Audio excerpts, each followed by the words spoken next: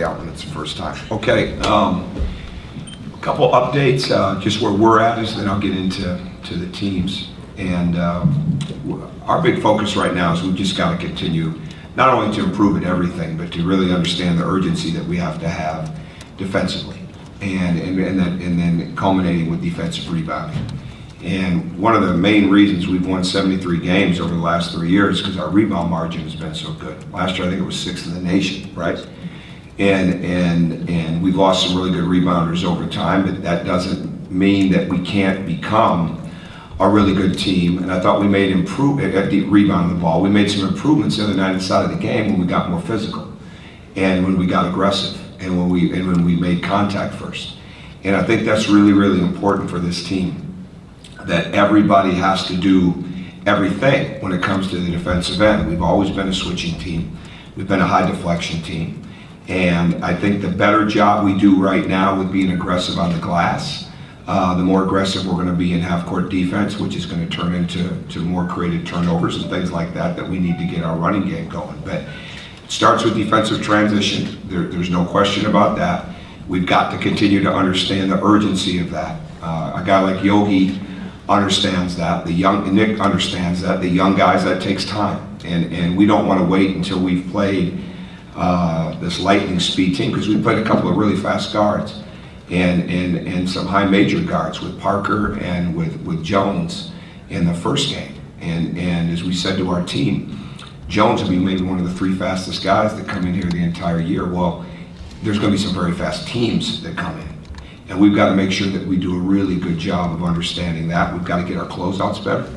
And our footwork is improving. And we've seen a lot of improvement since the summer. But it's got to improve at an even higher level. And then it's got to culminate with the defensive board. And the things that you do the most, you have to be the best at. You know, running the court in transition both ways, and rebounding the ball on both ends of the court. And it's got to come from guard. Our guard rebounds have really got to go up. The challenge is out to Yogi, that he's got to improve not only his rebound numbers, which I'm not as concerned about rebound numbers as I am rebound percentage, and the defensive rebounding and offensive rebounding percentages. Now, the guards, Yogi is never going to really be measured in the offensive rebound percentage, but the defensive rebounding percentage, and where he wants to go as a player nationally, and where we need this team to go, he's got to get his defensive rebounding percentage numbers up in that we got to start in the 10 to 12% range and go then up into the 13 to 15% range as the year goes on. And there's no better time than to get started with that right now, because when you get active and when you get 5 guys inside the defense or under the foul line, and they're flying in and they're creating contact, there's going to be a lot of rebounds, and there's going to be a ton of long rebounds. We're going to shoot threes. We've faced a lot of three-point shooting. And we're not going to win all the 50-50 contests just by out-jumping people. We're not big enough. But we have to win some of those by doing our work early. And I think you saw some improvements even in Yogi going from side to side on the court the other night. When he makes his mind up that he can be good at it, he's usually pretty good at it. So defensively, we've got to continue to get better. Offensively, we've just really got to understand spacing. And we're spending a lot of time on spacing and where we want to attack from. And you know, don't leave till the ball hits here. You know, don't leave the corner early because we haven't hit the screen yet. You know, young guys always get in a rush, and the floor has a tendency to shrink rather than to enlarge. And for us to be at our very best, we've got to enlarge it. We've got to use the entire part of the half court. We can't shrink in, and we can't bring our steps in. We've got to stay truly committed to the spacing. There's 2 phrases we use a lot. Be committed to the spacing and finish your cut. And in none of those areas does it mean jog or creep up. And the other thing we've got to really get better at is our sprinting into screens. Our screening is improving, but our quickness into the screens has got to get better, because I think that will increase our ability to get the ball into the paint, which will give us more open shots. And I think the ball movement's been pretty good. As we get better at making decisions and getting used to playing with one another, the turnovers are going to need to come down, but at the same time, our turnovers created have got to go up. We've got to create more turnovers. We're not necessarily a full pressure team yet. At some points in this season, we'll have the ability to pressure the game more full or 3/4 court, the plan. But right now we've got, because we have a shorter bench, we've got to make sure that we're committed to doing what it takes to win the game. So that's where we're at right now. Jeremiah has been back in limited parts of practice with contact, which is good. Max, not sure yet if he'll still be on a minute limit, but we didn't practice Tuesday, but he practiced well yesterday. You're seeing the effects of really a strong rehabilitation program, great medical staff, and a committed young man in the way that Colin Hartman is back out there, and he deserves the credit because he's worked so hard to put himself back in that position. And we'll just continue to improve. As far as, and I'll open it up to questions about the 2 games. As far as Devin, I was with Devin on Sunday and a lot of the afternoon on Tuesday. Janae Jackson was up there most of the day. We had a chance to go through, excuse you, or bless you, I guess it is. What is it? Bless you? Bless you. All right. It is go through his rehabilitation and go through his therapies and get a chance to see that. He's working extremely hard. He's in a great place as far as his medical care, just a tremendous place. He really couldn't have been in a better place when it initially happened with being here in Bloomington and with the doctors and nurses and care that he had, and it's certainly the same way right now up in the rehab hospital. So they're outstanding. And I don't have any other update on him other than that he's making progress and working very hard and doing everything that's asked of him. And he's having a lot to be asked of him because he's been through a lot. So his spirits are good. You know, he's anxious to be back with this team, as this team is anxious to have him back. But the most important thing that I keep telling him that he can do is be at his very best there every day with what they're asking him to do and keep making progress. Just like our team is making progress on the court, just like he was making progress on the court when he was here, he's got to make progress there in a whole other way. And that's where we're at. Alex? Expanding a little bit on the defensive rebounding you talked about, how does it, if the guards are going to have to rebound more, obviously, how does that change being able to go the other way, getting out in transition, which is a thing it seems like you've really liked to do in the past couple of years when you've had a really good defensive rebounder like Noah and Cody, things like that? Well, I think if you look back at this team, Victor was a guard, very good rebounding guard. And what our belief is that when you get a defensive board, there's some limitations to some. Everybody should be able to bust out dribble, okay? But we're not real rule oriented on who gets the board, you know, who they have to find. Just be gone. Now on the made basket we are, but on the missed basket, go. All right, take off and go. Now, if you're tentative, you don't put the ball out in front of you. Those become issues. Those become back tips. Those become turnovers. You know, that happened to us some last year. But when we get a defensive board, we're gone. And then our job is, if we have one man to beat them, but if there's somebody ahead, throw it to them. And we've got to continue to understand, again, even on the break, we're not our break too tight. Everything is too tight right now. You know, and whether it's our transition offense, whether it's our half-court offense, we've got to understand all this space that's out there. And that's easier said than done. You'd think, well, that's pretty easy. They got all this court, but they're not used to it. You know, they're not used to the spacing, the rules that go inside of that, and especially when you've got to create penetration, because it's all about creating all these different help situations, creating all the 2-on-1 situations. Well, a defensive guard, or defensive board for a guard, you just pretty much skipped a step on the outlet. He's gone. So there's a lot of value to that. There's a lot of value to defensive rebounding guard-wise. And then it's up to me, or up to them, to show me that they can handle it, make the right decisions, all right, on that break with the ball, you know, rather than trying to hit a home run or not being able to handle it the right way.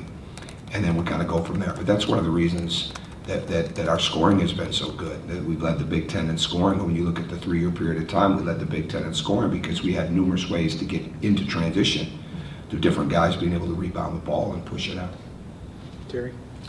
Is your approach for these 2 games coming up any different because you're not going to be at full strength until after that? No, not really. Not preparation-wise, but we've got a lot of games in a short period of time, so you have to start factoring that. We would have already factored that into our practices before now.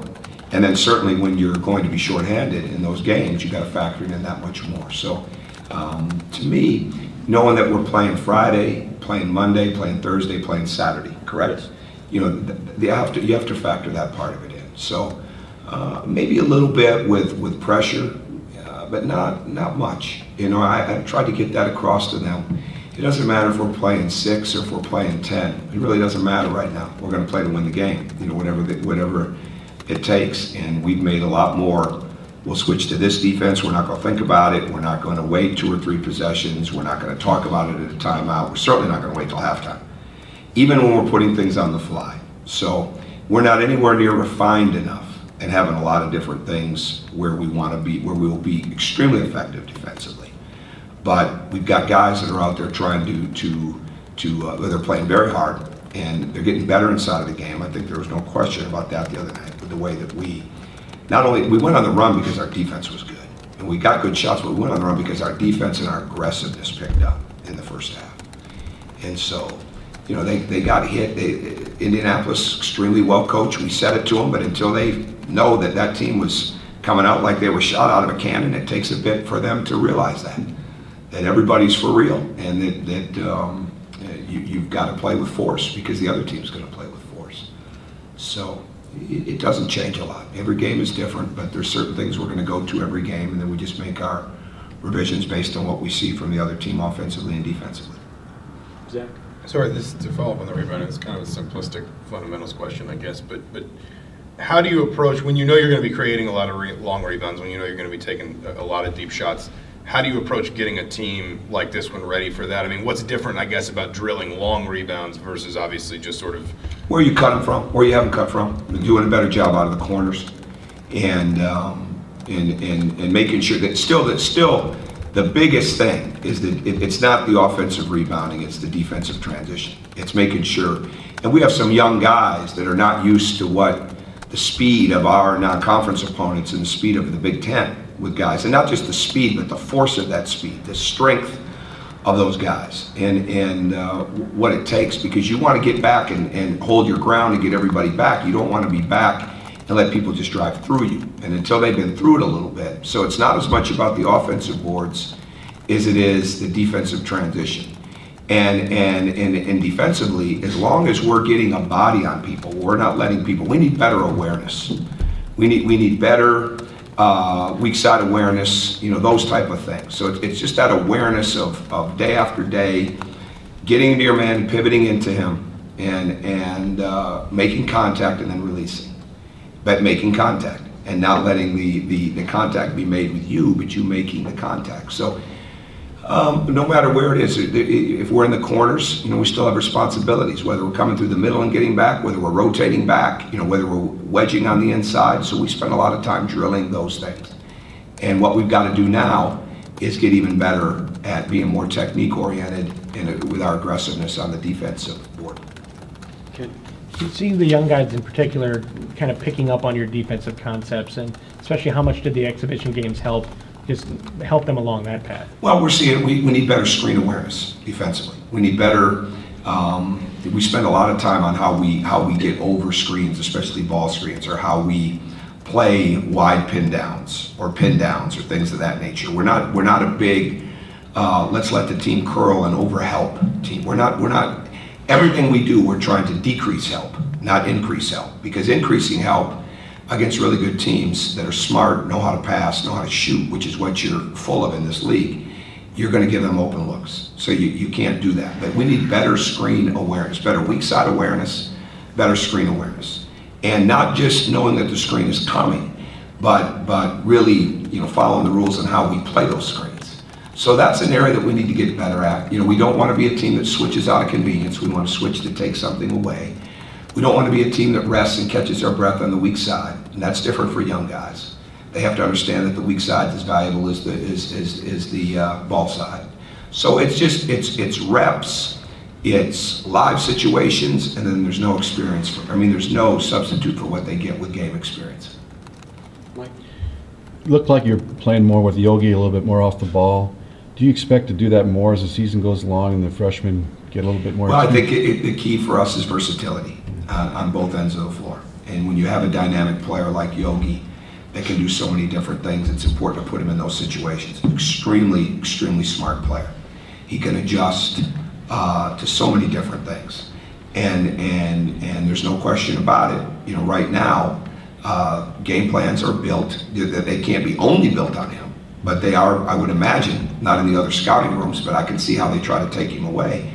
They're built to make it harder for him. So the bigger key for him constantly is not to not have the ball in his hands, it's to get the ball back in his hands when the game's in movement.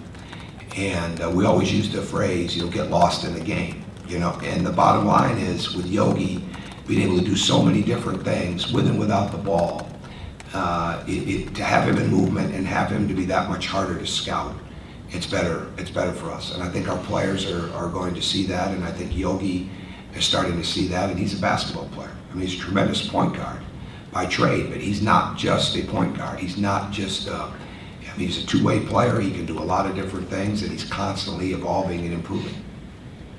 Sam? You talked about the defensive rebounding. A guy like Rob Johnson had 9 against UND. What does he do, I guess, right now, a little bit better than some of the other younger guards that kind of put him? He was in the right place at the right time. We got better as the game went on. He's aggressive. He's got a low center of gravity. I think you saw it with his offense. He's getting lower. His head's up. He's got tenacity.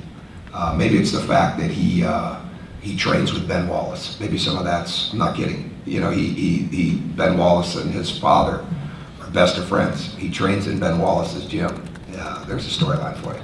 In fact, it's one of the reasons he's so strong, I think, because we went in there this spring to see him.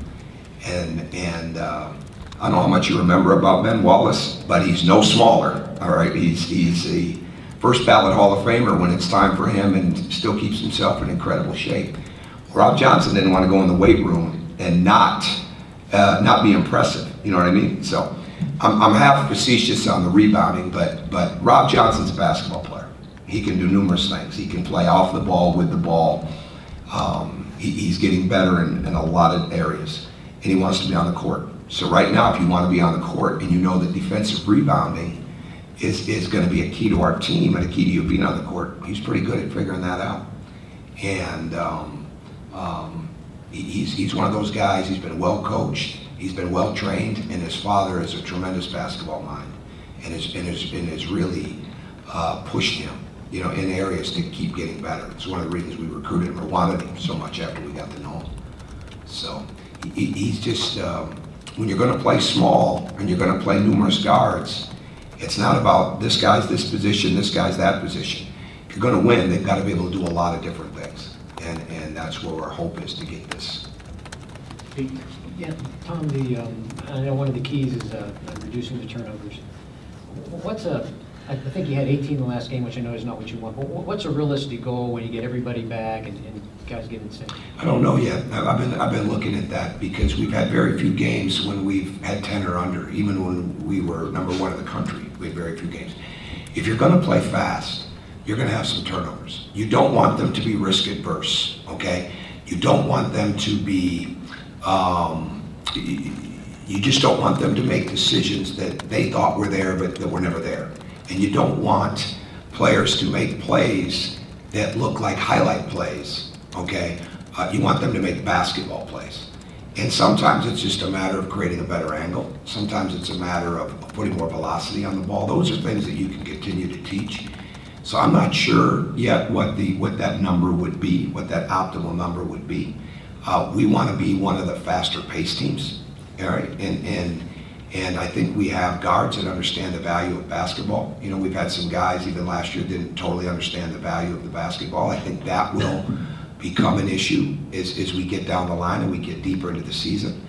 That if you've got some volume turnovers in you, it's going to be very hard to play you because that's not how you win. But at the same time, we want players that can create more turnovers so we can get more possessions.